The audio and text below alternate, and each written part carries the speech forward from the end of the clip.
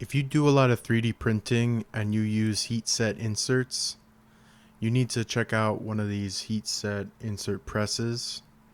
There are a few designs out there on YouTube and other places, and I decided to kind of build my own. It's so nice to have this on my bench ready to go. So I went ahead and put together a list of materials so you can build your own. And you can find the list of materials in the video description. Stick around and I'll show you how we can put it together. You'll need a soldering iron with a T18 tip and a mount. A link to the STL files is in the video description. A piece of C-Beam, piece of 20 by 20, and another smaller piece of C-Beam. 2 90-degree joining plates. You'll need 20 M5 T-nuts, 1 black angle corner connector, 1 extension spring, 2 M5 nylon lock nuts. You'll need 6 M5 by 16 set screws, 2 9mm spacers. You'll need 8 M5 by 20 screws, 10 M5 by 10 screws, a C-Beam Gantry Kit, and you'll need a small piece of MDF, and you'll need 1 slot cover. You'll need a 2.5mm Allen key, a 3mm Allen key, and a pair of pliers. So, follow along and let's get the build started. Let's go! The M5 by 10 screws, kind of pre-assembling them in the 90-degree joining plates with the T-nuts. This way we can just slide them into position.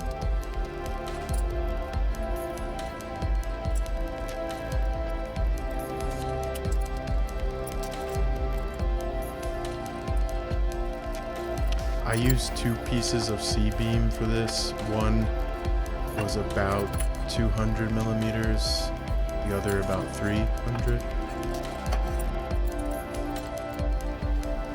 This doesn't really matter for this build, and one of the good things about this build is it's scalable to any size that you need.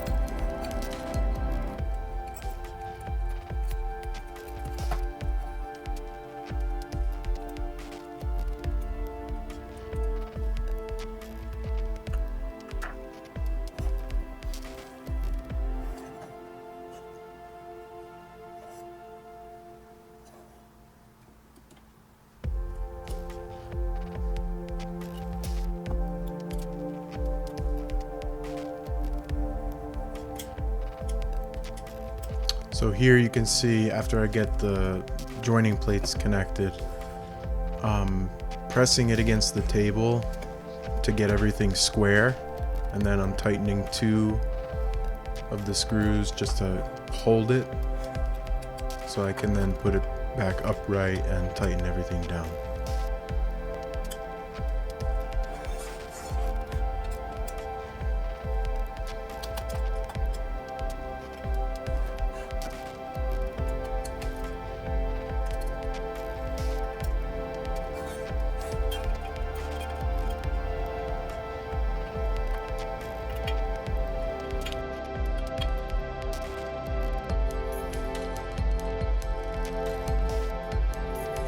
If you need information on how the C-Beam Gantry Kit is assembled, Openbuilds has a good video showing you how to do that.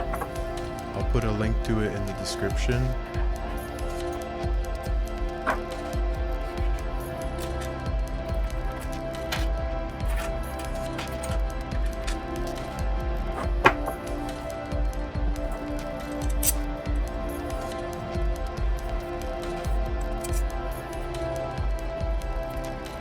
put the the M5 screw in the central top hole, followed by the 9mm aluminum spacer. Put the extension spring on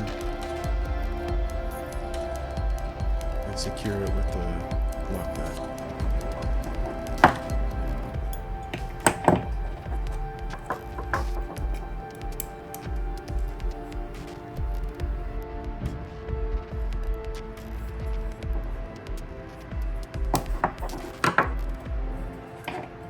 For the other side, it's a similar process. You start with the corner connector, put the M5x20 screw through, put the 9mm spacer, put the extension spring. Note the orientation of the extension spring. It does make it a little bit easier. It doesn't bend as much when you go to assemble it later.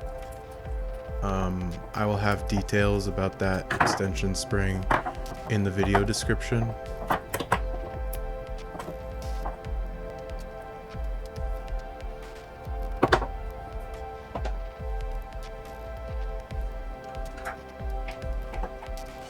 Now at this stage we can kind of tune the gantry.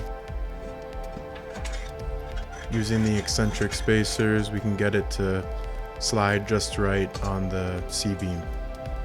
So here I'm just showing, take your pliers, you can turn the eccentric and kind of change the preload tension on the C-beam gantry.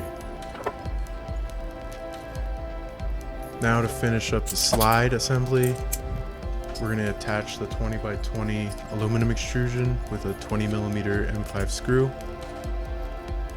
And get that kind of snug, make sure it's lined up and square. Doesn't have to be perfect. We can set that up later. For the soldering iron, I use this Ruthex heat set insert kit. It's really convenient because it includes all the standard heat set insert size adapters, and even more so, it has M5 threads on it, which will come in handy later, as you'll see. You secure the mount to the 20x20 V-slot using two M5x10 screws and T-nuts. Kind of put it in the middle. I also use this bumper piece. That's not really required for this build. I just have it, so I figured I'd throw it on there. So then we slide it in. Attach the black angle corner connector to one of the holes in the top of the C-beam.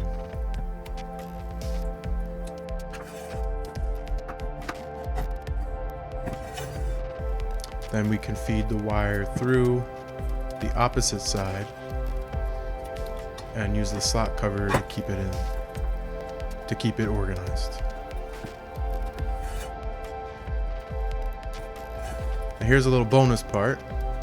Because our soldering iron accessory from Ruthex uses M5 hardware, we can put 16 nuts in the side, secure them all with long M5 set screws, and this will allow us to mount all of the accessories. So every time I go to use this thing, I don't have to like hunt down my bit for a quarter 20. I just have everything right there, and it's movable because everything on the Openbuilds is M5 and takes the T-nut. I can move those mounts wherever I want. And the last step is to mount the MDF. It isn't required that you use a piece of MDF. I just like the idea of having some kind of insulating surface there. You can use it right on the aluminum, but I like to have the MDF. It's kind of a comfortable surface to put your hands on. It also is flat without slots, so small parts don't fall in. But again, this is modular because it is made with aluminum extrusion and parts, standard parts, so it is scalable, adaptable to however you want it to be. So I put my bumper back on, that way I don't have a sharp edge there. But that's it. And anytime I need a heat set insert in a 3D print, you just plug this in and go. So if you want to make one, follow along with the video. I linked to all the parts, and just so you know, those are affiliate links. If you buy something through those links, I get a small commission. If you use those affiliate links, I really would appreciate it. It would help me a lot. If you like this video, please subscribe. Give me a like, comment, or tell me what you would do differently. Let me know down in the comments. I'll see you in the next video.